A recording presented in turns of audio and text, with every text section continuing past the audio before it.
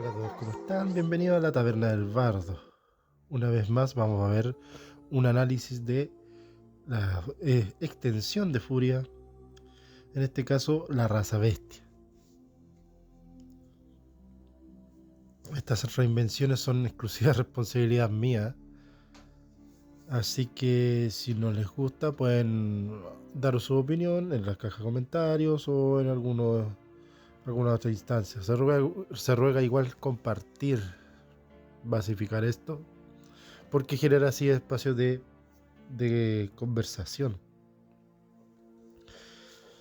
Recuerden que esto es barco de varias cosas, sobre todo también un aniversario de lo que es Furia y lo que es el inicio de un bloque, un renacimiento de la marca.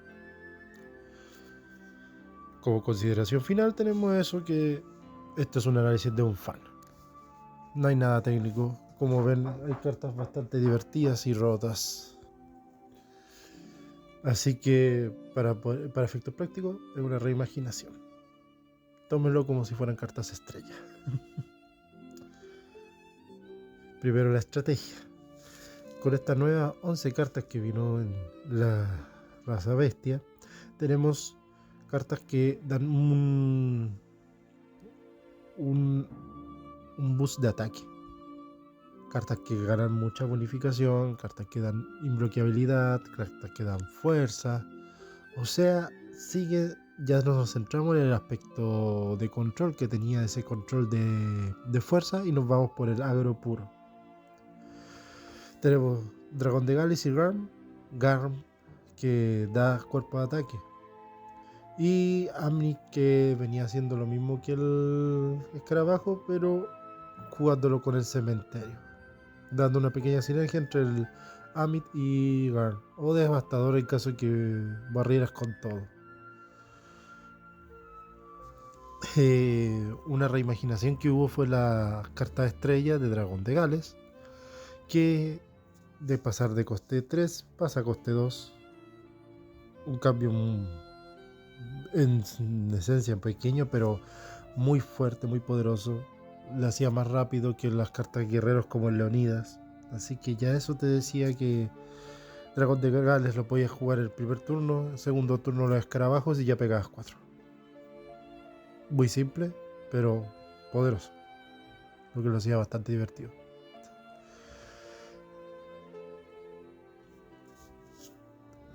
Aquí tenemos a Fenrir, 2-2 Furia. Cuando entra en juego, destierra un arma en juego. Más o menos la misma acción que hacía el dragón de magma, pero con Furia un turno antes, y en realidad era para quitarte algunas armas que eran molestas, la ánima negra, para quitarte la ballesta. O sea, habían cartas de armas que podrían ralentizar mucho la partida, y Fenrir estaba para quitarte y darte una cobertura. El primer cambio sería la Quimera. Quimera, un 4-4, paga un oro, destruye este aliado, tu aliado gana toda la fuerza. Muy subóptima, te pedía pagar un oro, destruir cartas, y con 2 gárgolas hacía prácticamente lo mismo y te ahorrabas un oro. Una carta muy pesada que entraba muy tarde, no era muy óptima. Un cambio podría ser bajarle a coste 2, para que sea lo mismo que gárgola, y aún así que se pagar un oro le daría, a la larga sería más barato que jugar 2 gárgolas. O hacerlo coste 2 pero con ataque 4, para que te duela o te haga pensar si destruirlo y si vale la pena destruirlo. Fuerza 4 está bastante bueno. Es una de esas cartas que pudo haber cambiado totalmente la habilidad y hubiera sido mejor. Los vamos a anotar a futuro algunas cartas que podrían haber cambiado totalmente habilidades y haberse ido por otra arista. Pero por mientras, un 2-4 que hace lo mismo sería bastante interesante. Garm, una carta bastante buena porque destruías 2 de tus aliados y los jugabas de tu mano sin pagar su coste. Convertías esos 2 escarabajos, esas esfinges que no tienen mucho peso en el principio, en un Garm turno 1. Literalmente es una carta que por 0 te ataca 4. Entonces daba para combo, daba para sinergias, muy buena. Amit con Garn, muy bueno. Escarabajo de las arenas del desierto con Garn, muy bueno. Como ya ven, hay en cartas corte 1 también que le dan una entrada luego el juego. Y si había un cíclope, era una carta que partía atacando 4 desde que entraba al juego. Siepnir. Mientras este aliado esté en juego, tu aliado imbloqueable ganan 1 a la fuerza. Se le podría cambiar a coste 2 porque cartas que hacían imbloqueable eran muy pocas. Había un talismán de coste 4, un tótem de coste 5 y alguna carta ocasional que hacía que fueran imbloqueables, pero que no valía la pena, como ya vimos en los análisis anteriores. Entonces, un Siemnir de coste 2 que entre ya el primer turno para jugar alguna otra carta que ya veremos en el futuro acá en este mismo análisis, que tenía un talismán exclusivo, permitiría ya ir atacando un buen finisher. Pero todavía teníamos ahí el tema de Cíclope con el totem animal que te servía mucho más por la misma cantidad de oro, porque te requiere 2 cartas, una carta que te haga imbloqueable y una carta que te dé la bonificación como es el Semnir. Yo le habría agregado Furia también, hacerlo roto, pero de alguna manera para que sea jugable.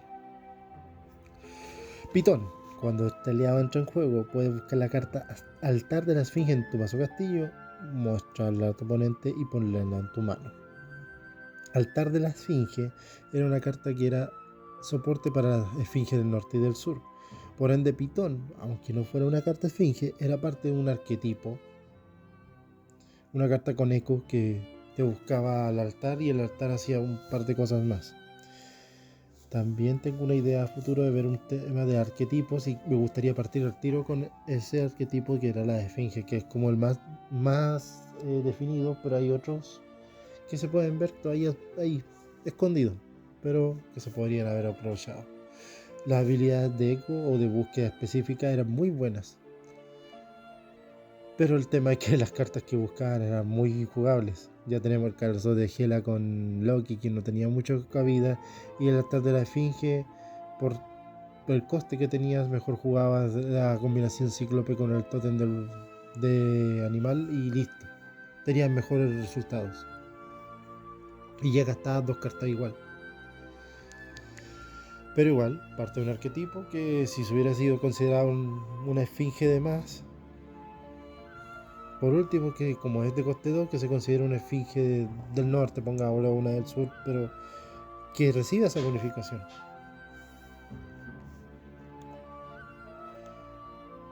Wadjet.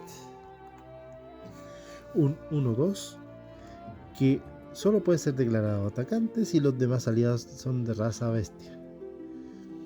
Si le agregáramos Furia hubiera sido una carta bastante interesante.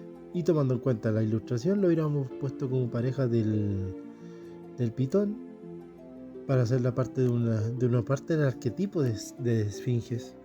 Muy loco, pero hubiera dado algún tipo de resultado. Wadjet reemplazando a la esfinge del norte, la otra del sur, o viceversa, y dependiendo cómo sean los complementos, para que reciban su dosis de bonificación con el altar de la esfinge. O sea, cartas con bastante potencial de arquetipo, pero que fueron muy poco aprovechadas. Yo le habría dado Furia.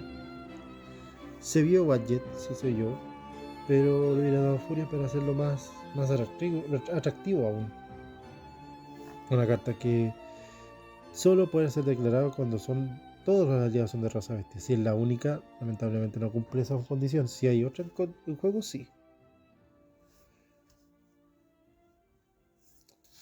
Bucéfalo. Cuando está en juego, todos tus aliados de raza bestia son imbloqueables hasta la fase final.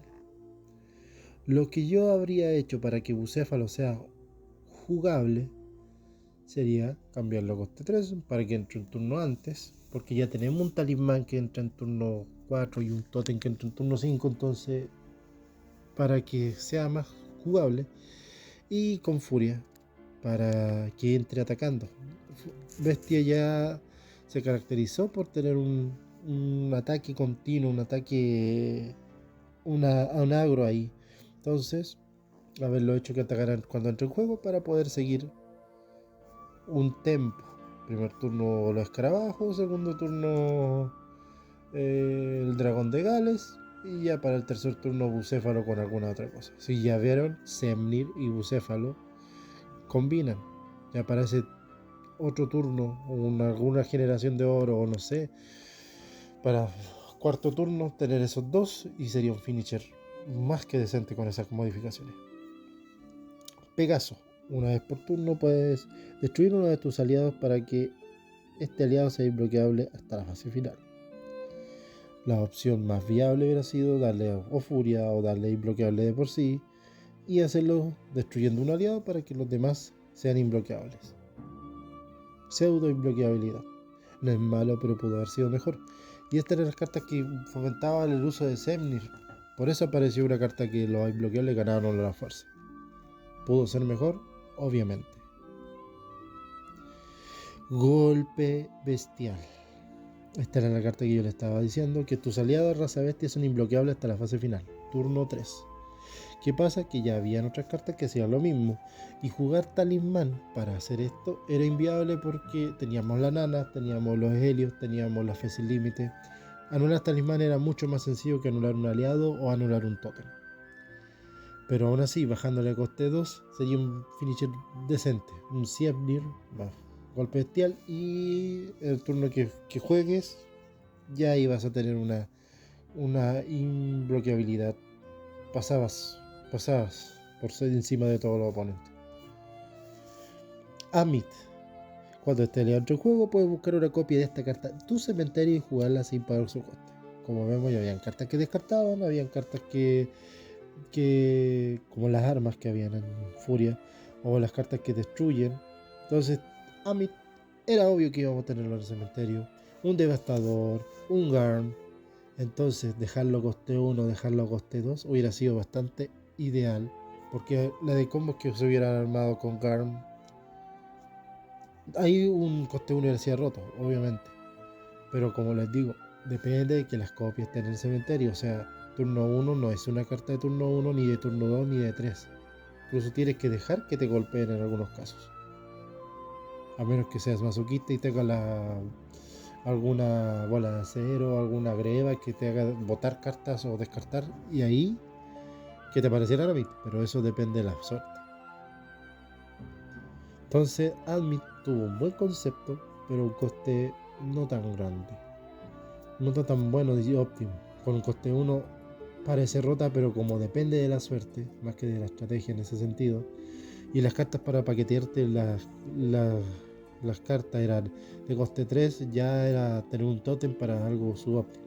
Entonces, pudo ser mucho mejor. Su ilustración de Genso va encima muy buena habilidad en todo caso. Pudo permitir hacer algo similar a lo que se hacía con la estatuilla de Jade. Sacrifico 2, la vuelvo a jugar, la devuelvo a la mano, no sé. Habían maneras, y habían maneras curiosas. Y esta era la distribución del mazo bestia ya en ese momento. Ya terminado el bloque de extensión Furia. Devastador era el botón de pánico. Dragón de Gales, tomando en cuenta que no existían las cartas de estrella. Obviamente si están, va a 3. Pero si no está la carta de estrella, iba a 2. Cíclope a 3 para armar el combo. Escarabajo de la arena a 3. El dragoncito, que era la versión low cost del dragón demonio. Lo curioso, cuando no iba puro, es que tú agregaras 2 helios, una nana y un eviso. El eviso para el robo, la nana y los helios para la protección, que ibas a proteger tu tótem animal. Los 4 fantásticos, los 5 fantásticos, porque siempre iban de la mano, Guillatún, bola de fuego, el fe sin límite y el llamar a la manada. Turno 1 siempre era llamar a la manada o Guillatún. El aliento del dragón, los totem de animal, casco espartano siempre era optativo por el robo. Látigo egipcio siempre iba por el tema de que el bestia se plagaba. Y aquí siempre variaba la receta entre 2 copias o las 3 copias de Esfinge del Norte del Sur, el Intimidar, el Cerbero, y así, o el Ataque Nocturno. Había muchas formas de hacer como banquillos o ataque táctico. Ataque táctico era una tech que siempre se veía en estos mazos, sea el caballero, sea el bestia. Eran cartas que se veían mucho. Otra versión un poco más pura era con las esfinges, la misma base, pero se agregaba la Medusa y Cerberos para ir haciendo control. Recuerden que Medusa era una carta muy buena también. Era una ballesta, pero de aliado, que no se podía anular, aunque sí se podía destruir en algunos casos.